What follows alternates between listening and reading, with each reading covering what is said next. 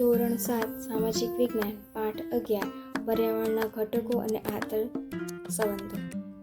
સ્વાધ્યાય જોઈશું. ક્વેશ્ચન 1 પ્રશ્નના એક વાક્યમાં ઉત્તર લખો. પહેલું છે પર્યાવરણના ઘટકો લખો. તો પર્યાવરણ, જલાવરણ, વાતાવરણ અને જીવાવરણ. બીજું છે મીઠા પાણીના મુખ્ય સ્ત્રોતો કયા કયા છે? તો હિમશિખરો, ભૂમિગત પાણી, મીઠા પાણીના સરોવરો, નદીઓ, ઝરણા વગેરે મીઠા પાણીના મુખ્ય સ્ત્રોત છે. ત્રીજું છે બે ભરતી વચ્ચેનો સમયગાળો કેટલો હોય છે? તો બે ભરતી વચ્ચેનો સમયગાળો આશરે 12 કલાક અને 25 જેટલો હોય છે. ચોથું, ચીડિયાપણું કયા પ્રદૂષણની માનવ જીવન પરની અસર છે? ચીડિયાપણું એ ધ્વનિ પ્રદૂષણ એટલે કે અવાજ પ્રદૂષણની માનવ જીવન પરની અસર છે. પાંચમું, ભૂમિ પ્રદૂષણ એટલે શું? ભૂમિ જમીનની ગુણવત્તામાં કે તેના પોષક ઘટકોમાં થતા ફેરફાર ભૂમિ પ્રદૂષણ કહે છે. ક્વેશ્ચન 2 નીચેના પ્રશ્નના ઉત્તર આપો. પહેલું છે માનવ નિર્મિત પર્યાવરણ એટલે શું? માનવીએ પોતાના બુદ્ધિ, કૌશલ્ય અને વિજ્ઞાનની મદદથી પર્યાવરણના જૈવિક અને અજૈવિક ઘટકોમાં કરેલા પરિવર્તનો અને તેના પરિણામ સ્વરૂપે બનેલી તમામ બાબતોનો સમાવેશ માનવ નિર્મિત પર્યાવરણમાં થાય છે. પાષાણ યુગનો આદિમાનવ ખોરાકની શોધમાં ભટકતું જીવન જીવતો હતો. તે પોતાની જરૂરિયાત માટે પર્યાવરણને અનુરૂપ જીવન જીવતો હતો. તેની જરૂરિયાત તેની આસપાસના પર્યાવરણમાંથી પૂરી થઈ શકે એટલી મર્યાદિત હતી. સમયાંતરે માનવીના જીવનમાં પરિવર્તન આવતા તેની જરૂરિયાતોમાં વધારો થયો. માનવીએ પર્યાવરણનો ઉપયોગ કરવાની અને તેમાં પરિવર્તન કરવાની રીતો શીખી લીધી. તેણે અગ્નિ, ખેતીની અને ચક્રની ક્રાંતિકારી શોધો કરી હતી. તેના આધારે અર્વાચીન માનવીએ ખેતી, પશુપાલન, ગૃહ ઉદ્યોગ, મોટા આંતરિક ઉદ્યોગો, વાહન વ્યવહારના સાધનો તેમજ માર્ગો અને વસાહતોનો વિકાસ કર્યો છે. આ પ્રક્રિયા હાલમાં ખૂબ ઝડપથી ચાલી રહી છે. માનવ નિર્મિત પર્યાવરણને સાંસ્કૃતિક પર્યાવરણ તરીકે પણ ઓળખવામાં આવે છે. એના પછી બીજો ક્વેશ્ચન છે જમીન પ્રદૂષણ અટકાવવાના ઉપાયો લખો.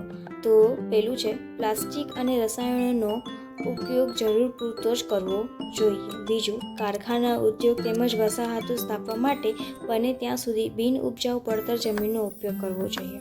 ત્રીજું, ખેતીમાં રાસાયણિક ખાતરોને બદલે જૈવિક અને દેશી ખાતર તેમજ લીલા પડવાશનો ઉપયોગ કરવો જોઈએ.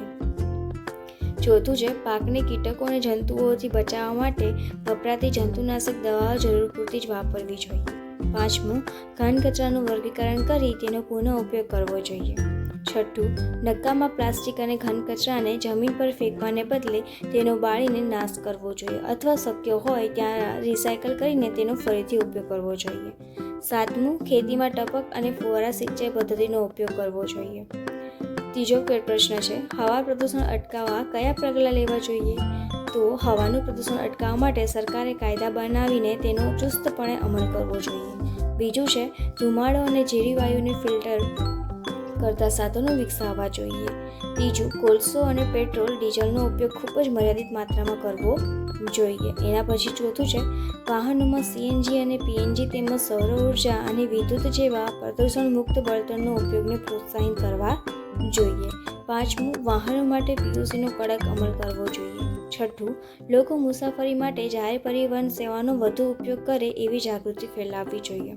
સાતમું, હવામાં CO2નું પ્રમાણ નિયંત્રણમાં રાખવા માટે જંગલો અને વનસ્પતિનું પ્રમાણ વધારવું જોઈએ. એના પછી ચોથો પ્રશ્ન છે ધ્વનિ પ્રદૂષણ અટકાવવા માટે તમારા પ્રયત્નો લખો. તો મારા ઘરના બધા વાહનોને યોગ્ય સમયે સર્વિસ કરાવવા કહીશ. બીજું, રેડિયો, ટેલિવિઝન, મોબાઈલ, વાજિંત્રો વગેરે ધીમા અવાજે વગાડીશ. ત્રીજું, સિનેમાઘરો અને જાહેર સભાગૃહોમાં ધ્વનિ શોષક યંત્રોને પડદા લગાડવા કહીશ. ચોથું, સામાજિક પ્રસંગો, ઉત્સવો, ઉદ્ઘાટન પ્રસંગો કે લગ્ન પ્રસંગો વગેરેમાં બિનજરૂરી ઘોંઘાટ કરીશ નહીં.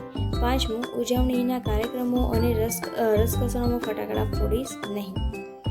છઠ્ઠું, શાળા અને હોસ્પિટલ જેવા સ્થળો પાસે નો હોર્ન અને સાયલન્સ ઝોનનો કડક અમલ કરીશ. સાતમું, વિમાન મથકોની આસપાસ, ઉદ્યોગોના તથા શહેરના મુખ્ય રસ્તાઓની બંને બાજુ વૃક્ષો ઉગાડીને વાહનોના અવાજનું નિયંત્રણ કરવા પ્રયત્ન કરીશ. ક્વેશ્ચન 3 કારણો આપો. પહેલું છે દરિયામાં ભરતી ઓટ થાય છે. તો દરિયાના પાણી દિવસમાં 2 વખત ઊંચે ઉડે છે અને નીચે ઉતરે છે. દરિયાના પાણી ઊંચે ચડે તેને ભરતી અને નીચે ઉતરે તેને ઓટ કહે છે. ભરતી વખતે દરિયાના પાણીની સપાટી ઊંચી આવીને કિનારા તરફ ધસી આવે છે. ઓટ વખતે દરિયાના પાણીની સપાટી નીચે ઉતરીને કિનારેથી દૂર જાય છે. ભરતી ઓટ સૂર્ય અને ચંદ્રના ગુરુત્વાકર્ષણ બળની અસરથી થાય છે. બધા સ્થળોએ અને બધા દિવસોને એક સરખી ભરતી ઓટ આવતી નથી.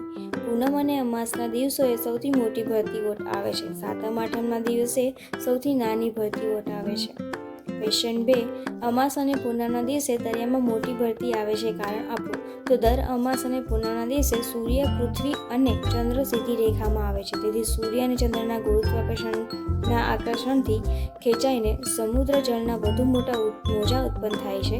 દર અમાસે અને પૂનમે પૃથ્વી ઉપર ચંદ્ર અને સૂર્યનું ગુરુત્વાકર્ષણ બળ એક જ દિશામાં લાગતા હોવાથી એ દિવસે મોટી એટલે કે ગુરુત્તમ ભરતી આવે છે. ક્વેશ્ચન 4 છે. યોગ્ય શબ્દ વડે નીચેની ખાલી જગ્યા પૂરો. પહેલું, વાતાવરણમાં સૂર્યના ખાલી જગ્યા કિરણોનું શોષણ કરી સજીવ સૃષ્ટિનું રક્ષણ કરે છે, તો પારબ જાંબલી. બીજું, ધ્વનિ પ્રદૂષણને ખાલી જગ્યા પણ કહે છે, તો ઘોંઘાટ. ત્રીજું, સમુદ્રનું પાણી કિનારા તરફ ધસી આવે છે, તેને ખાલી જગ્યા કહે છે, તો ભરતી. આજ સાથે આપણું સ્વાધ્યાય અહીંયા પૂરું થાય છે.